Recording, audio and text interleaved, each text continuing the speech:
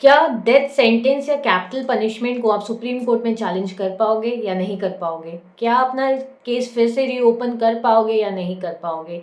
ये case study बताती है उन सब के बारे में जो हमारे लिए सवाल खड़ा करता है कि कैपिटल पनिशमेंट, डेथ सेंटेंस इन्हें चैलेंज किया जा सकता है या नहीं किया जा सकता है। किस आर्टिकल में इसे आप चैलेंज करोगे?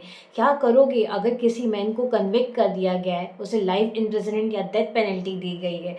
क्या उसे अपने आप को कोर्ट के सामने रखने का प्रॉपर मौका दिया गया था या नहीं दिया गया था?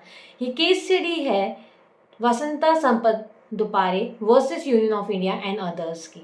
ये 2025 की रिट पिटीशन है जो कि article 32 of the Indian constitution, हमें रिट्स गारंटीड है इंडियन कॉन्स्टिट्यूशन में, उसके बारे में बहुत क्लियरली स्पेसिफाई करता है।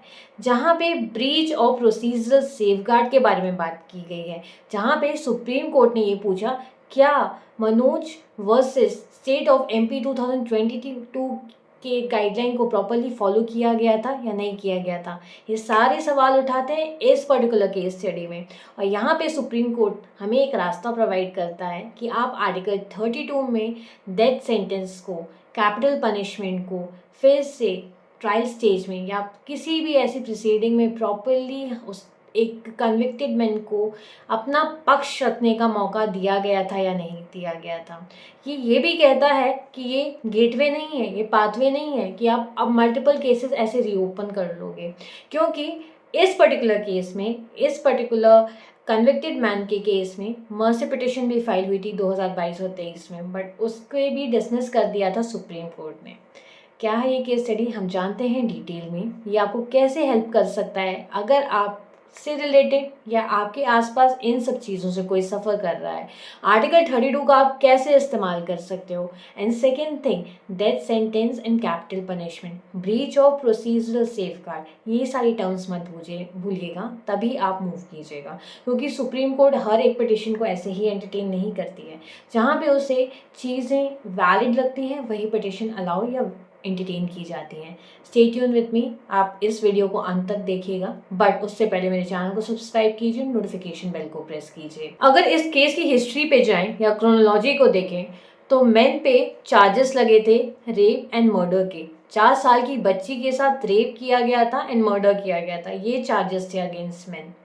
अब कन्विक्टेड मैन ने क्या किया, कैसे, कहाँ से इन्होंने मूव किया, इन सब के बारे में हम समझेंगे।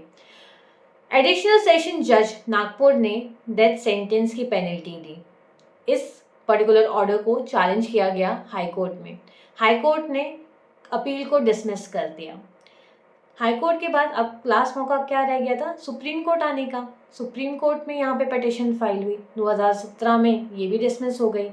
रिव्यू पिटिशन फाइल की गई, वो भी डिसमिस हो गई। मर्सी पिटिशन फाइल की गई 2022 एंड 23 में, वो भी खारिज कर दी गई। अब कुछ भी नहीं बचा था। अब क्या बचा था, सिर्फ एक रिट बची थी जिसके अंदर ये आदमी मूव कर सकता था। आर्टिकल 32 के अंदर पिटिशन फाइल की गई, पिटिशन अलाउ की गई, सुना गया 3 बेंच जजेस के द्वारा, फिर अलाउ की गई। अब चीज़ें अगर मैं यहाँ पे देखूँ तो क्या डेथ सेंटेंस को आर्टिकल 32 में आप चैलेंज कर सकते हो या नहीं कर सकते हो, ये क्वेश्चन अराइज होता है। हाँ बिल्कुल, आप चैलेंज कर सकते हो अगर ब्रीच ऑफ प्रोसीजरल सेफगार्ड है तो। ये क्लियर कट सुप्रीम कोर्ट ने बोला है कि ब्रीच ऑफ प्रोसीजरल सेफगार्ड है, तभी आप आर्टिकल 32 के अंदर पिटिशन फाइल करेंगे, डेथ सेंटेंस या कैपिटल पनिशमेंट को चैलेंज कर सकते हैं। अब एक मौलिक अधिकार जो हमारे गारंटीड है आर्टिकल 14 एंड आर्टिकल 21 में, वो उसे कर्टेल नहीं कर सकते हो। तो फंडामेंटल राइट के अकॉर्डिंग आपको फेयर रिप्रेजेंटेशन का चांस दिया जाता है। ये क्लियरली देखा जाएगा कि Manoj versus state of MP में जो गाइडलाइन सेट की गई थी, मैंडेटेड थी, वो फॉलो की गई हैं या नहीं की गई हैं। एंड वन मोर थिंग जो यहाँ पे उठ के सामने आती है कि अगर आप इस समस्या से जूझ रहे हैं तो आप ध्यानपूर्वक हर चीज़ के लिए मूव कीजिए।